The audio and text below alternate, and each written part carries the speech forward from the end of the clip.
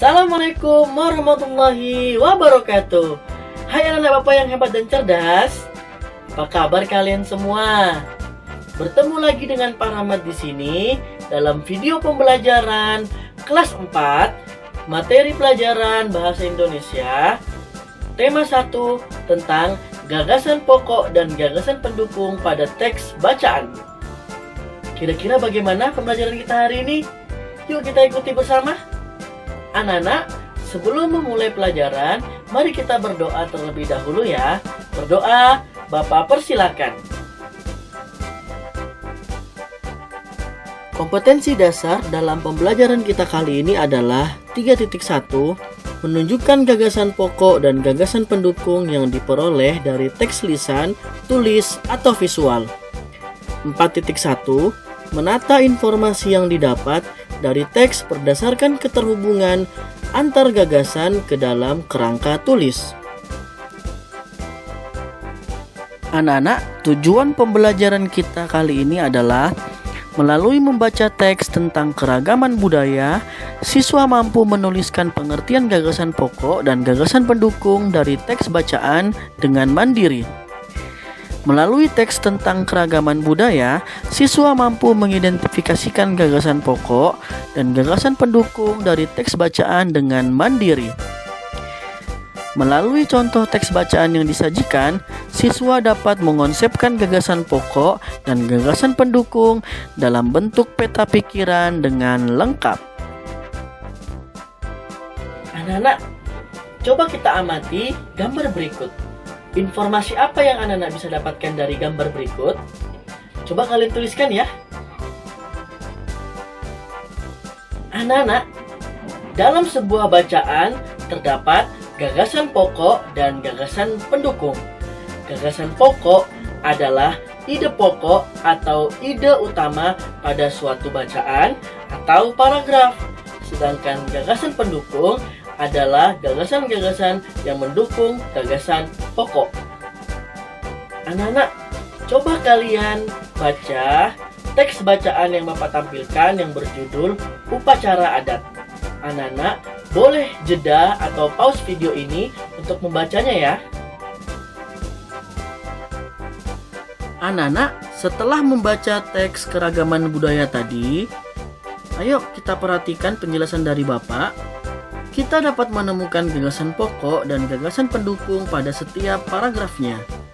Contohnya, pada paragraf pertama, gagasan pokoknya ialah upacara adat adalah bagian dari adat istiadat.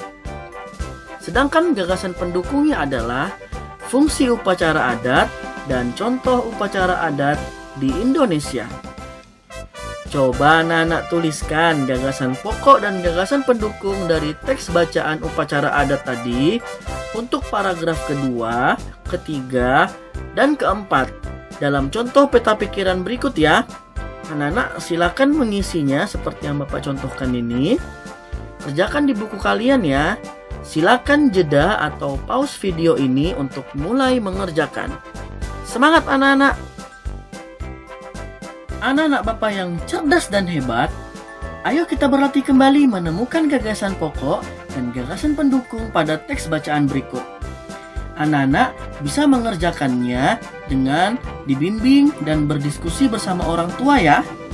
Silakan jeda dan pause video ini lagi ya untuk membaca teks bacaan tentang permainan bentengan.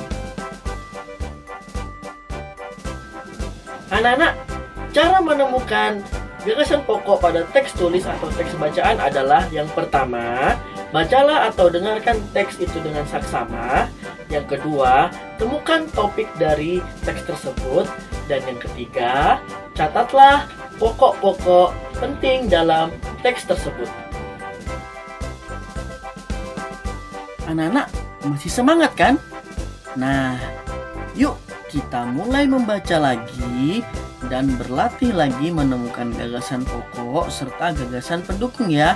Berikut ini adalah sebuah bacaan yang berjudul Permainan Tradisional Hampir Punah. Anak-anak, silakan ya kalian mulai membaca. Jeda atau pause video ini untuk membaca. Dan jangan lupa ya kalian cari gagasan pokok dan gagasan pendukungnya. Semangat anak-anak yang hebat!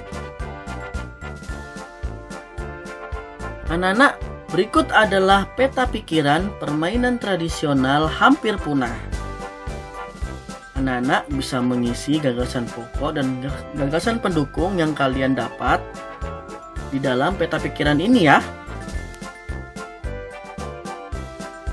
Di lembar kerja peserta didik kali ini, anak-anak silakan kerjakan ya.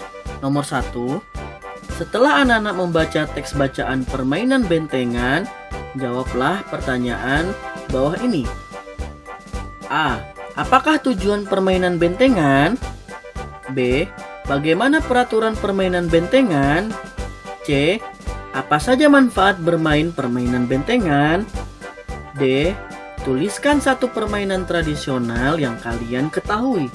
Jelaskan aturan main dan manfaatnya. Apakah permainan tersebut dilakukan secara berkelompok?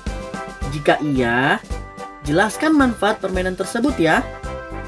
Dan yang kedua, buatlah di selembar kertas peta pikiran permainan tradisional hampir punah dan lengkapi gagasan pokok serta gagasan pendukung di setiap paragrafnya ya. Seperti contoh yang tadi Bapak sampaikan. Hiaslah peta pikiranmu sekreatif dan semenarik mungkin. Yang ketiga, presentasikan hasil peta pikiranmu dalam sebuah video pendek dan kirimkan tugas kalian ke Google Classroom atau ke chat WhatsApp Bapak ya. Semangat anak-anak, kalian pasti hebat. Anak-anak, kesimpulan kita pada pembelajaran kali ini adalah dalam sebuah bacaan terdapat gagasan pokok dan gagasan pendukung. Gagasan pokok adalah ide pokok atau ide utama yang dibahas dalam sebuah bacaan atau paragraf. Biasanya, gagasan pokok terdapat di awal atau akhir paragraf. Gagasan pendukung adalah penjelasan atau uraian yang mendukung gagasan pokok.